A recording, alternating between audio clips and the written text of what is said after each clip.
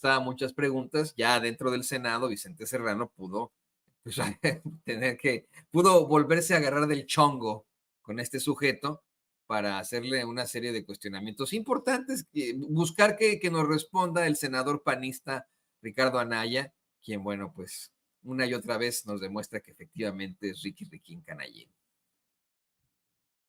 Lo primero que hay que entender es que hasta ahora lo único que ha resuelto la Corte es dar entrada al asunto para iniciar con el estudio. No hay una resolución de fondo. Entonces me parece absolutamente precipitado prejuzgar cuando ni siquiera conocemos el sentido en el que se va a pronunciar la Corte. Pero están jugando con fuego, ¿no, Ricardo? Son 8 contra 3. Termino.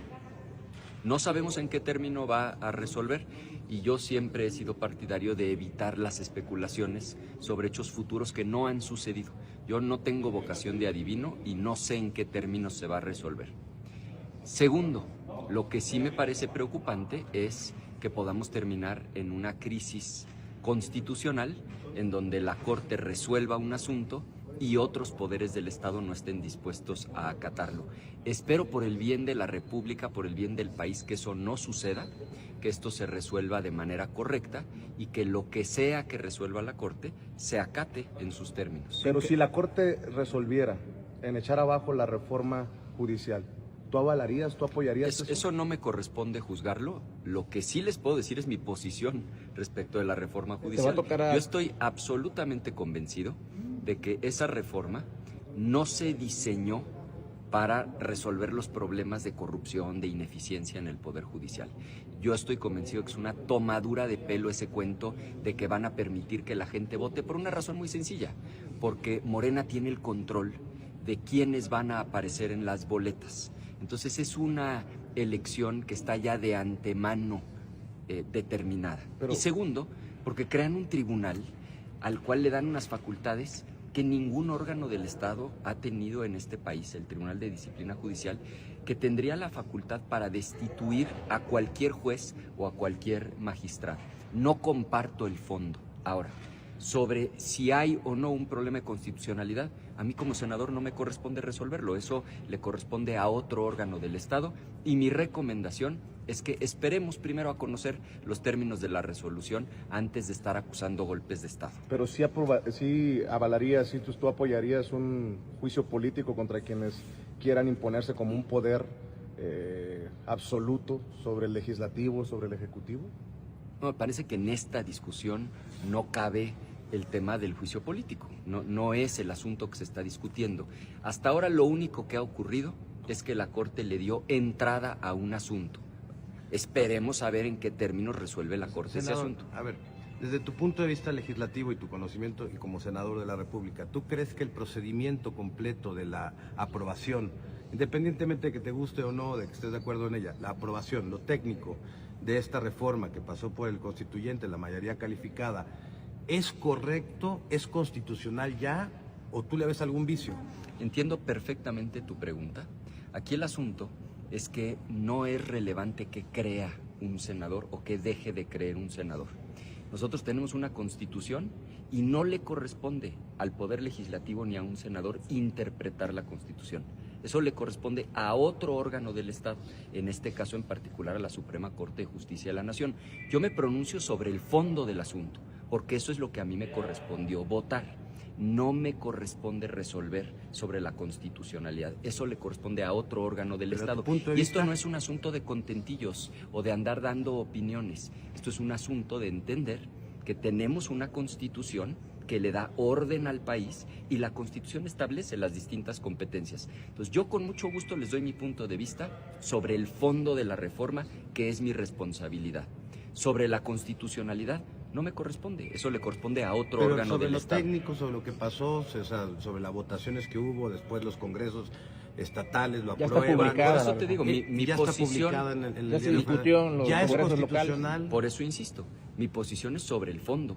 Y cuando hablo del fondo, por supuesto que yo he denunciado que la manera en la que Morena construyó la mayoría calificada, particularmente en este Senado, fue a partir de prácticas gangsteriles. Cualquiera que haya estado aquí y se enteró de cómo fue que Morena obtuvo la mayoría calificada, pues lo puede analizar con objetividad. No me parece correcto. No estoy diciendo que antes México era perfecto y que todos estos problemas son nuevos. No, muchos problemas se vienen arrastrando del pasado, pero no perdamos la objetividad para reconocer cuando las cosas no se hacen bien.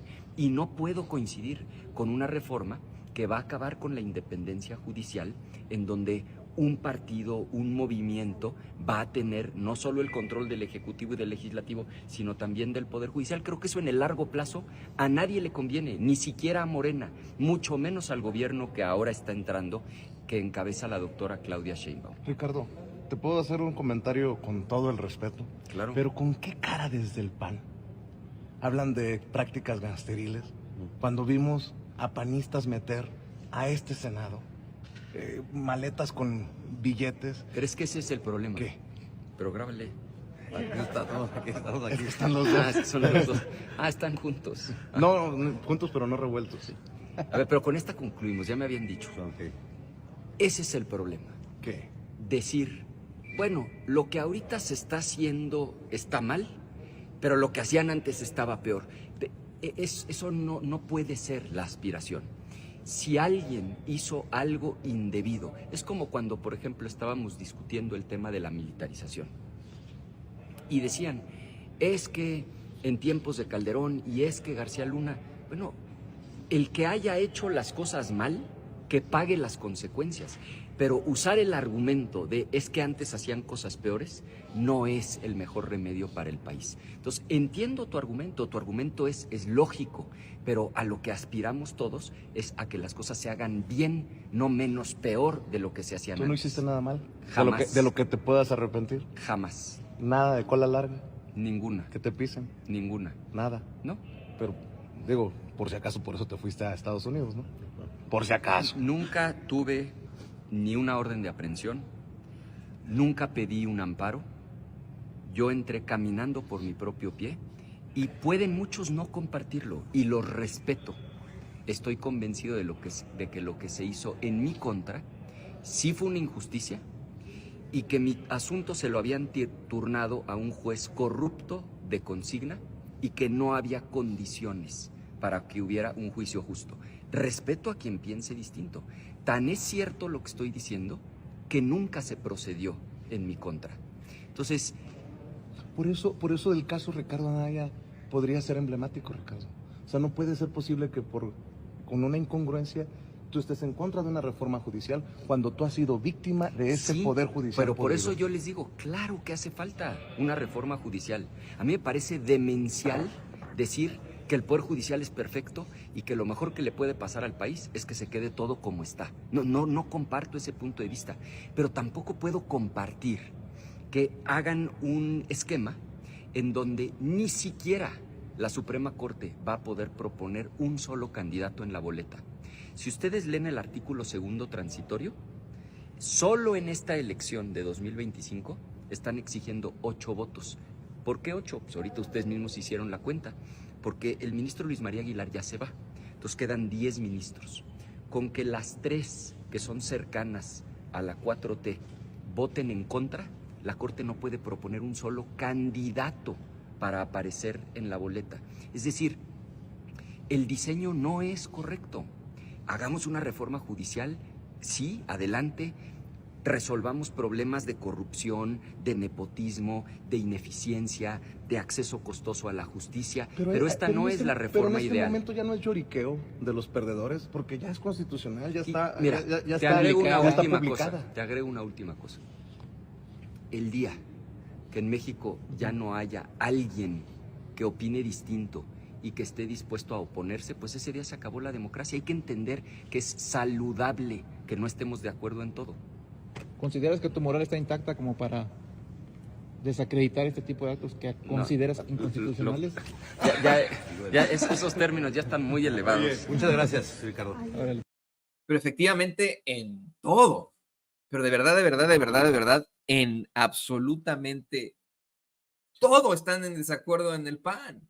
O sea, efectivamente México necesita una oposición responsable que genere el cuestionamiento, la crítica constructiva, el espíritu crítico, que pueda retar al poder para que ese poder sea mucho mejor, pero oponerse nomás por oponerse es verdaderamente cuestionable. Y como son cuestionables los planteamientos de Ricardo Anaya, insisto, siempre saliéndose por la tangente, siendo el más político de los políticos que existe, de verdad, pareciera que tiene aprendido como si se tratara de su guía moral y ética, el príncipe de Maquiavelo, de verdad, lo está recitando en su cerebro cada vez que nos hace estos planteamientos tan, a veces, insisto, pues muy cínicos, muy cínicos. Pero ¿sabe qué?